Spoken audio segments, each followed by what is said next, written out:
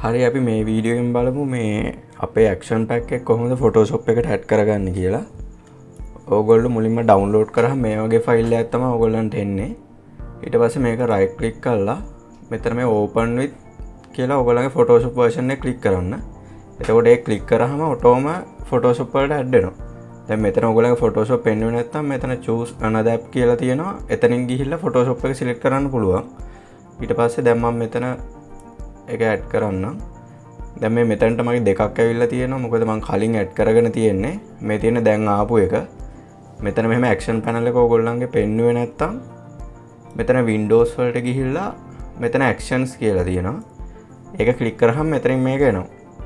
ඊට පස්සේ අර අපේ images වල තියෙනා වගේ button mode එක ගන්න. මේ මෙතන පොඩි menu එකක් තියෙනවා.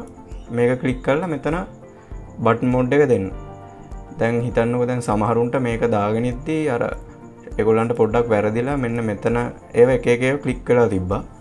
මෙතන එකක් හරි මෙහෙ ක්ලික් වුණොත් මේක හරියට වැඩ කරන්නේ නැහැ. ඒක නිසා එහෙම වෙලා තියෙනවා නම් ඕගොල්ලෝ මෙතන දැනට දාගෙන තියෙන එක ක්ලික් කරන්න. ක්ලික් කරලා මෙතන මේ රීසයිකල් ඩස්ට්බින් එක ක්ලික් කරන්න. එතකොට ඒක ඩිලීට් වෙනවා. ඩිලීට් කරලා ආයේ මම අර ඉස්සල්ලා කිව්වා වගේ ඩවුන්ලෝඩ් කරපු ෆයිල් එක මෙතනට ඇඩ් කරගන්න. ඊට පස්සේ මෙතනින් බටන් මෝඩ් එකට ගියාට පස්සේ මෙතනින් ඔයාලට පුළුවන් මේ ක්ලික් කරලා මේකේ ඇක්ෂන් ටික ඔයගොල්ලන්ට යූස් කරන්න පටන් ගන්න.